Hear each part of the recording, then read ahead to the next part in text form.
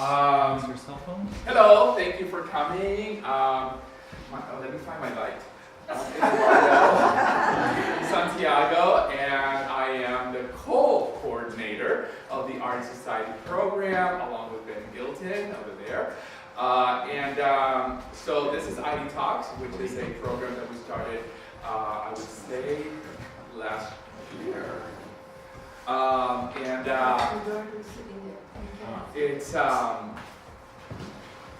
It's an opportunity for the students to share their artistic journey with the community, and for the community to see what it's like and try. We're an artistic community, and what I like about it is that it allows us to remember what it was like when we were starting on our artistic journey. And so today we have a very special guest. And what makes Ashley Leung special, she's going to tell you in a minute. But why she's special to me and to the IdyTalk program is that she's the only one that's done it twice. She did one last year. Maggie, you were sitting right there, I remember. And she asked if she could do one before she graduated, and I'm only too happy to say yes. So without further, here is Ashley.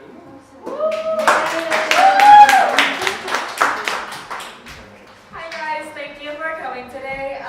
This is, as Maura said, this is my second talk, and I plan to do something a little different than what you hear at these talks.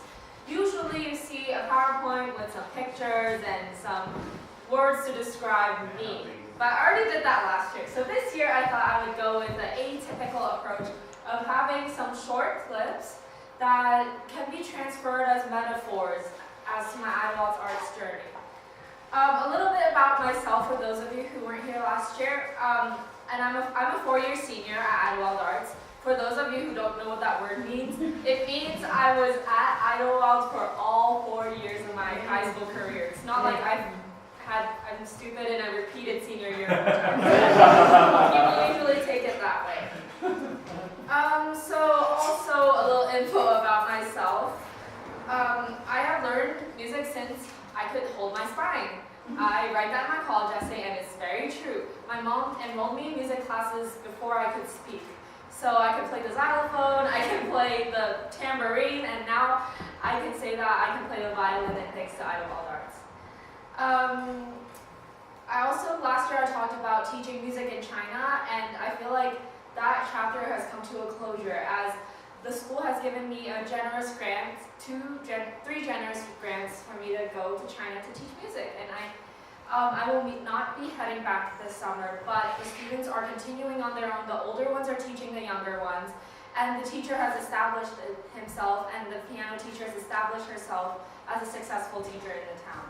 So I think that program has set off its own wheels, and I will go back to visit it one day. And one of the goals I wrote in my senior English class for my life goal is to establish a music fund in my name when I grow up. We'll see how that goes. So to tell you a little bit more about myself, the reason I'm at Idyllwild Arts is because I could no longer balance my artistic interests back home with a busy academic schedule. In Hong Kong, in the typical Asian culture, you go from school from 8 to 3. Well, you wake up at 5 to do homework, and then go to school at 6, and then ride on the bus for a few hours. And then 8 to 3 is school, and then 3 to 6 is co-curriculars, and then 6 to 9 for me was dancing or music or whatever interest I had. And then I went back home and did homework to 2 a.m. So I couldn't balance that, so I came here where I have a very good support system to learn. And yeah. So, I already explained why, and then, yeah. So the reason I did it like this is because as I was reviewing for college applications, I wanted to use bits for my talk. But A, you couldn't see my face from the talk last year. And B, I felt like I didn't want to listen to myself talk for 20 minutes with a pitch black screen and words. And I couldn't use any of the formats. So I would like to make this more engaging. Yes, I will ask you questions as we go along. So, as we watch the first video, my two friends here, sitting here, have helped me out. And Rose is girl in the middle is at a Melissa Morgan Fine Arts show, so she won't be. So that's it. Play on the first one. And notice what's wrong with this picture or this video.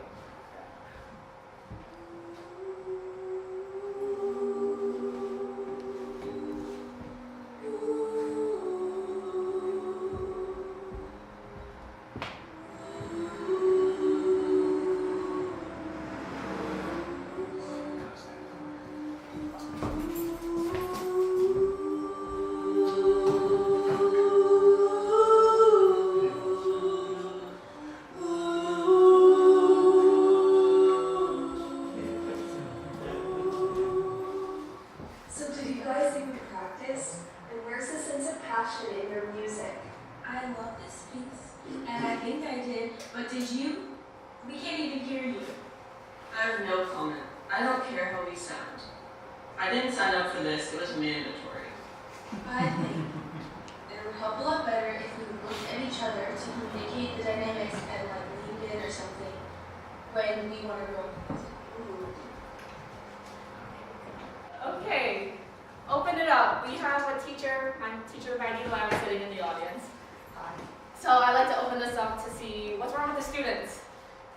This is a typical view of, well, it's not typical, but it's a view of our classroom or a rehearsal that goes on. So, anybody? Maybe that person should be more open to expose herself to more different things, even though that might not interest her. Okay, which one? The middle one or The middle one, Rose. Okay, yes. That is one of the main points I was going to talk about. What else is wrong with the picture? Marianne. I like the comment with Alexis says maybe we should look at each other. They're not really communicating, but they're not interacting. Yes, that's very true. Yeah, those are the two main points I wanted to bring up. So, in my journey here, I have this talk I wanted to center around a theme of to listen. So, in music, listening is very important, and Rose clearly wasn't listening to other people. She was really off pitch, and like Lexi just didn't want to listen to her. So, in my journey here, I realized that I should listen to what other people have to say to me and listen to others, especially when playing music. And in chamber choir or chamber music, we have to listen. It's essential to listen and to blend. My teacher actually really hates that word because blending requires somebody stepping back. And sometimes stepping back is good for the greater good of the group. Such as Rose, she thought she sounded good, but she didn't care. So if she stepped back and listened for a while, she'd know what she was doing. So I am inherently very attention-seeking as a performer. I always wanted my voice to be heard and to not give a care in the world about how everybody else sounds around me or the collective group as a whole. During the first few moments when I came here to work with others, which I've never done before in a music context, I really wanted the attention to be dragged onto myself, but my part is not that important, I realized. And I realized my role is more important when I'm silent, hidden, unheard, and such as being the last chair of the first violin section, which I was this semester. And recently, one of my quartet cellists said that even being unheard, man, I'm gonna miss you guys so much. I'm gonna miss to see you go. Hearing that, I realized my small innate actions in a group setting carries an impact farther than my own. Let's try to notice the students change in the second video.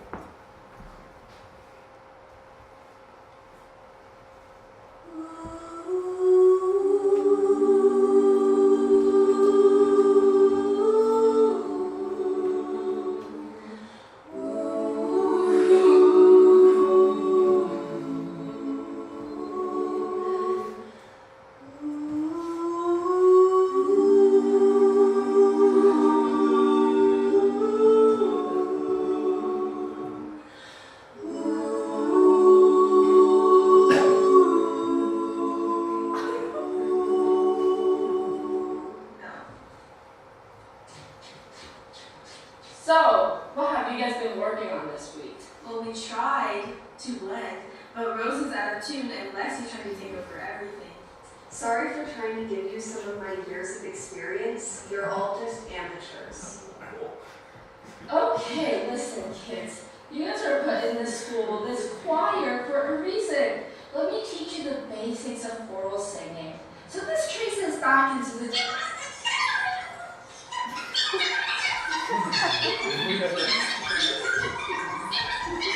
Can we try that again, guys? What?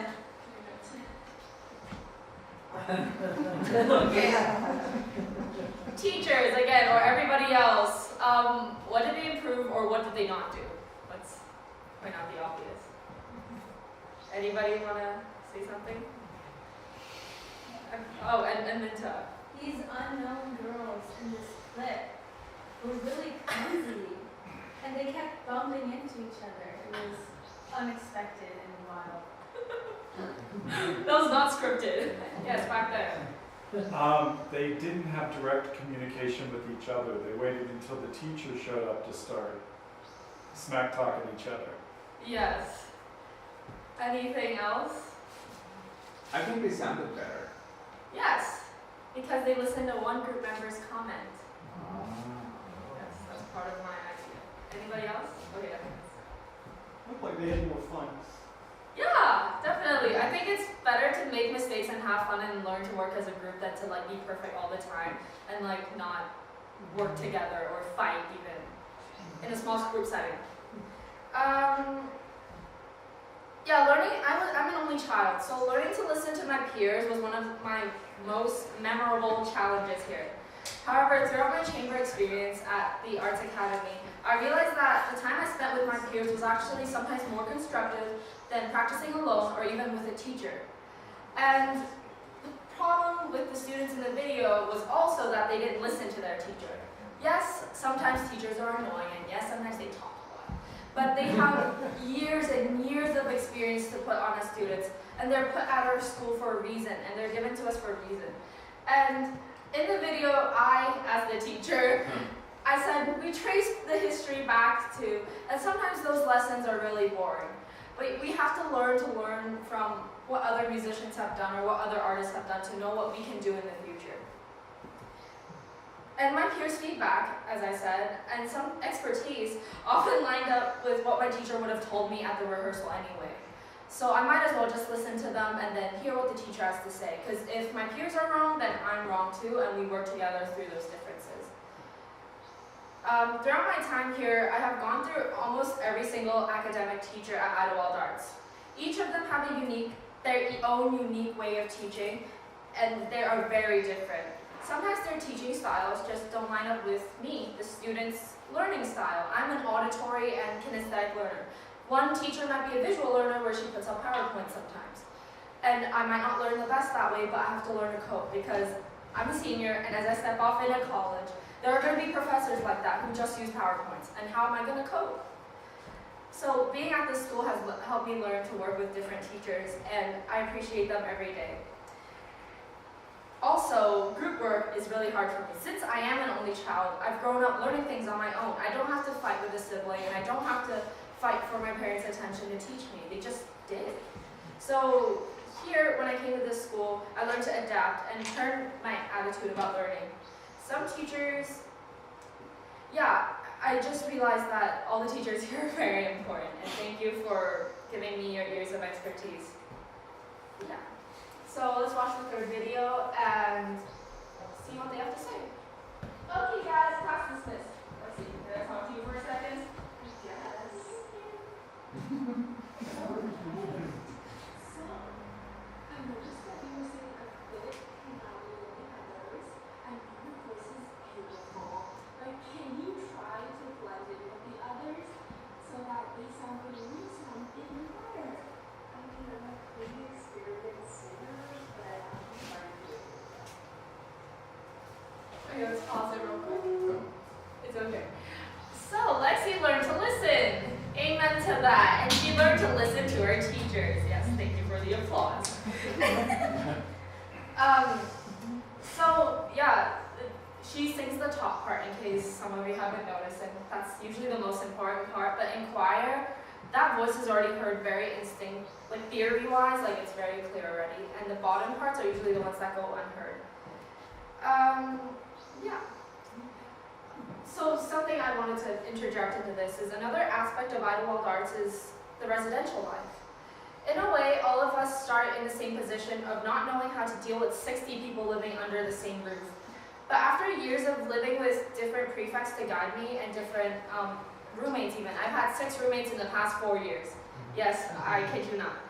I would always be the first one to vocalize my complaints and be like, and vocalize it to my dorm parents about what I think is wrong with other people or wrong with my prefects.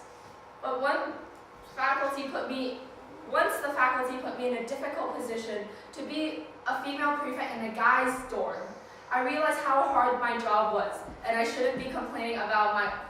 realized I shouldn't have been complaining about my prefects.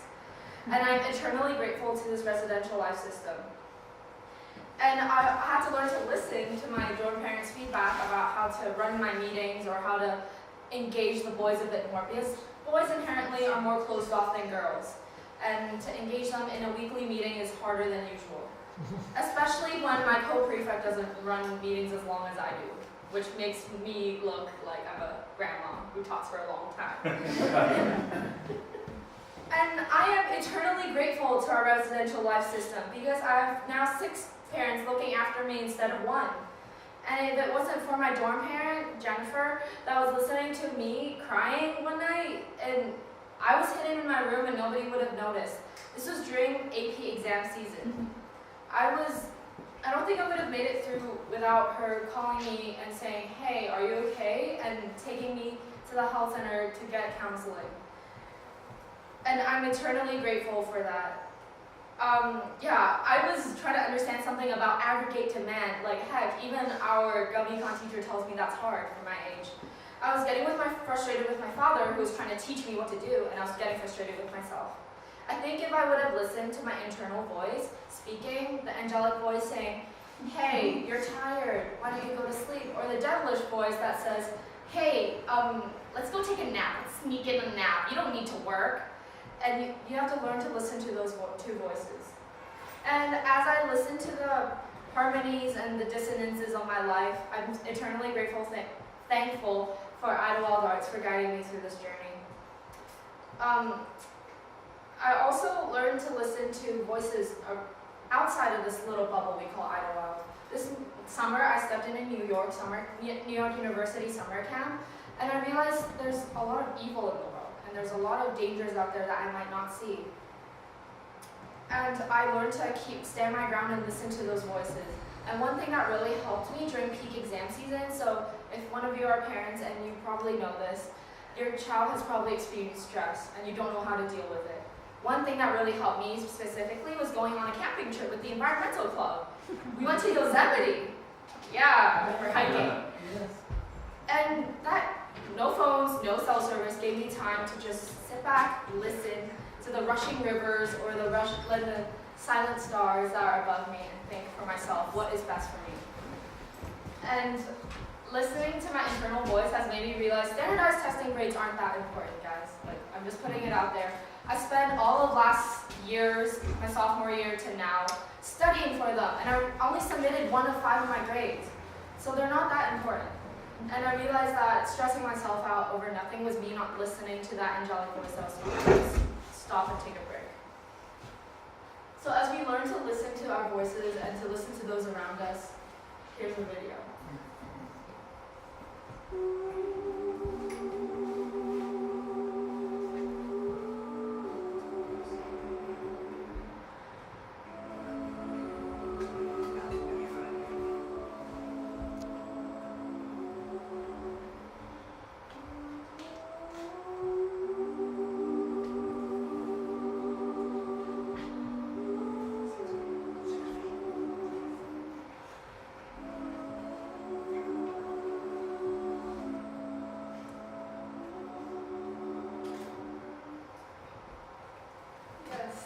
So thank you everybody for coming tonight.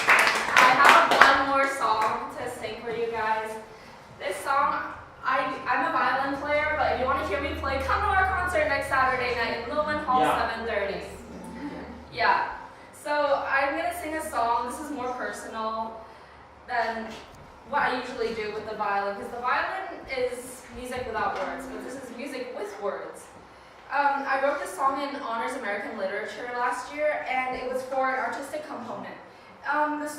Essentially, the project was to summarize our time here at Idyllwild Arts, and I think this song summarizes it pretty well.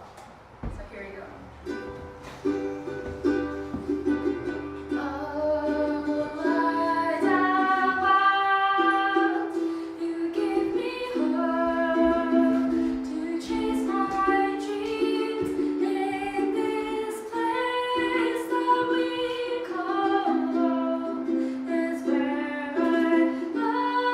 To me, I know what you have.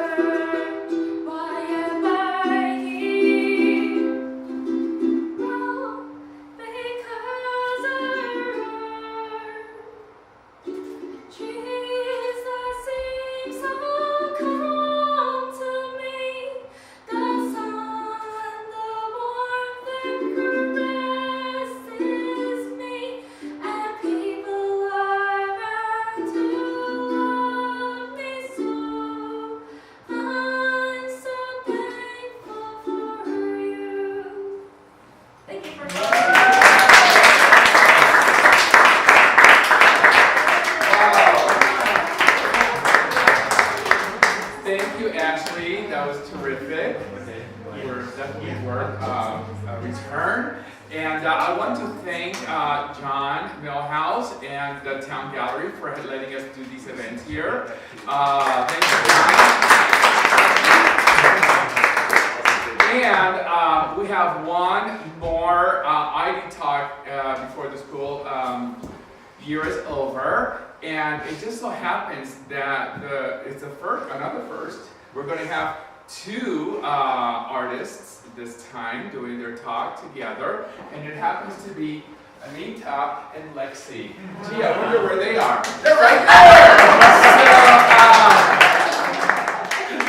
So please come back. That's May 2nd at 6 o'clock, and just really lovely to see you here. Bring friends, and carry on.